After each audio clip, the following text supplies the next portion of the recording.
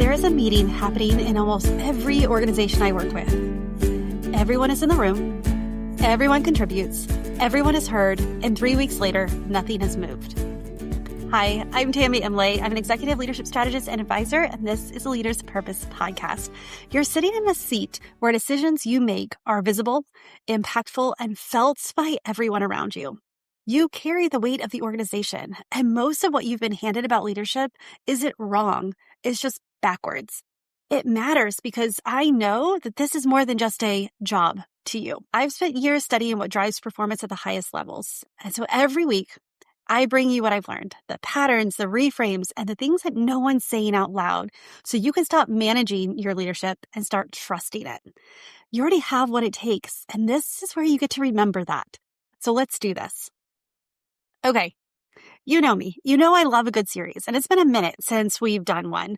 So we're going to do one now. For the next 6 weeks, I'm going after 6 things that I keep seeing, whether it's on LinkedIn and the leadership teams in the rooms that I work with. And these things need to go away. Not because the people saying them are wrong, but because at the level you're operating at, these beliefs are costing you more than you realize. I'm going to call it the Leadership Myth series. And so I'm going to warn you, at least one of these is going to make you think or rethink about a meeting that you just had last week. And I'm starting with today's. Today's might be one that makes people a little bit uncomfortable. So let me set the scene. The meeting was great. The collaboration was real, and somehow execution still stalled. Today, I want to talk about why that keeps happening and what it takes to fix it. So let's talk about this here. So the meetings that keep happening, these these consensus meetings where everyone contributes, everyone was heard, and everyone felt good about the conversation. And yet nothing moved. The team that keeps collaborating without committing. So you get input from everybody, but there's ownership from no one. And these decisions get made in the room and unmade in the hallway. People talk about them, they change. You start wondering if it's a communication problem or a performance issue, or maybe the team just isn't strong enough. But I'm going to tell you it's none of these.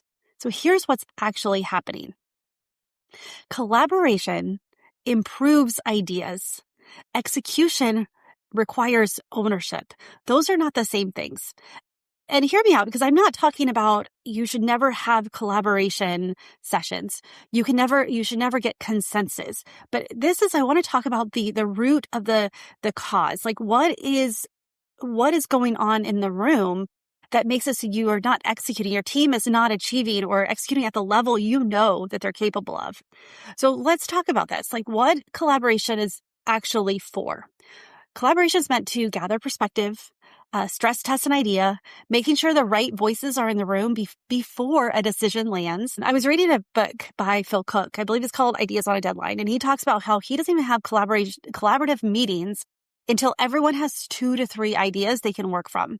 So they don't even have brainstorming meetings. It's you think about it and then you come with your 2 to 3 ideas. Because what collaboration cannot do, it can't create accountability. It can't hold a result, and it can't move execution forward without a clear owner. And how many times have you been in a collaborative environment and thrown out some ideas, and you'll have more than one person work on that idea? Or when you are working on that idea, or you think, oh, Susie, she was writing down, she was adding her input, she's got this. Even though it technically may fall under my job description, it seems like Susie has it under control, so I don't want to double the work, or I don't want to step on anyone's toes. Have you had that happen? Because execution, again, it can't move forward without a clear owner. So where the collide happens is when leadership culture started treating collaboration as the goal. Everyone's in the room. Great. We are including everyone. Everyone's giving their ideas. Great. Everyone is heard. But the problem is, instead of it becoming a tool, the collaboration tool, it then becomes a hindrance.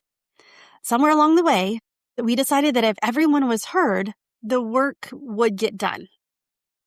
If everyone was heard, the work would get done. And spoiler, it doesn't work that way.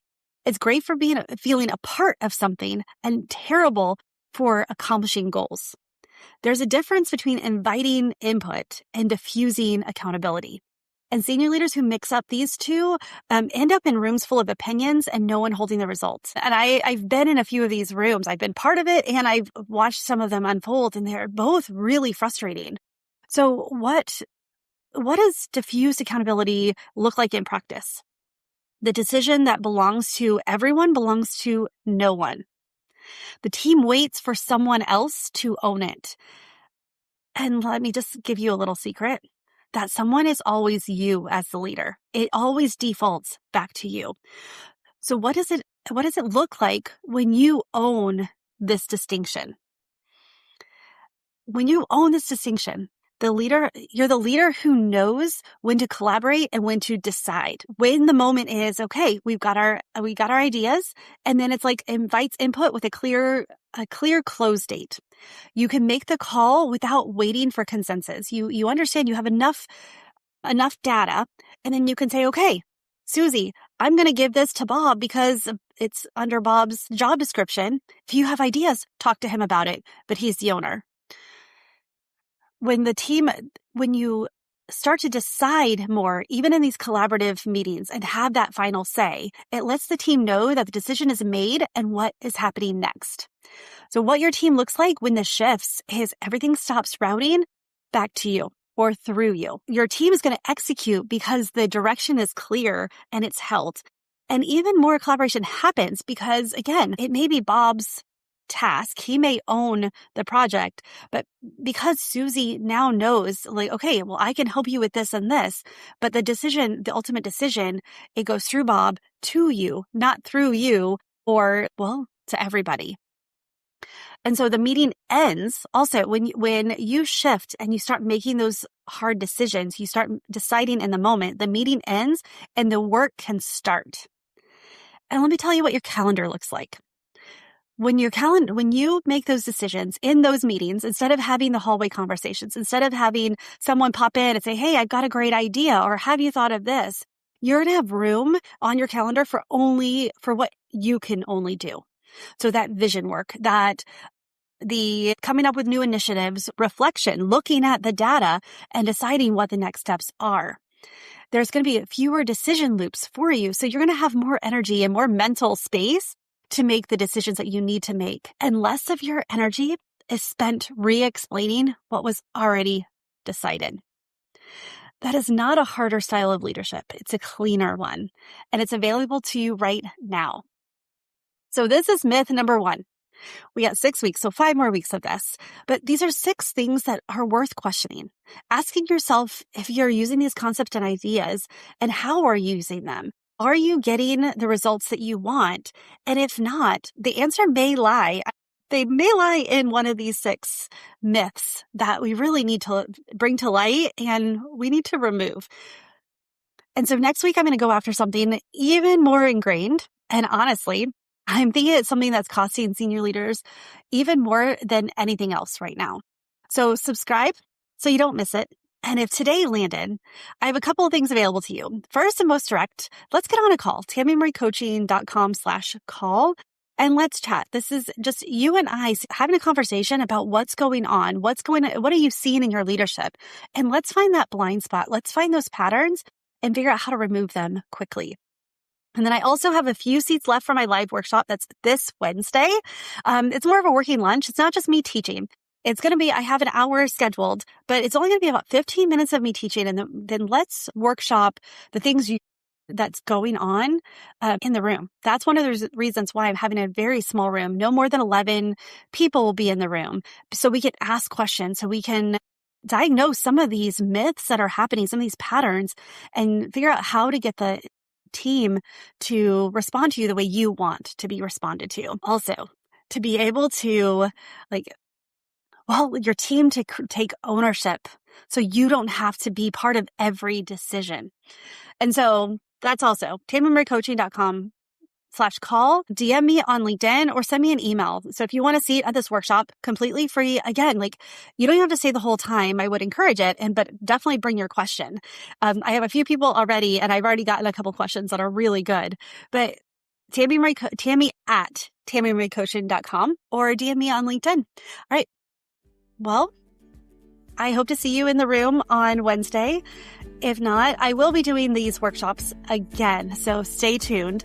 But, well, if not, then send me an email or get on a call and let's chat. Well, the links are in the show notes. And I had something else that I was going to say, and it completely blanked. So, well, I'm going to end there.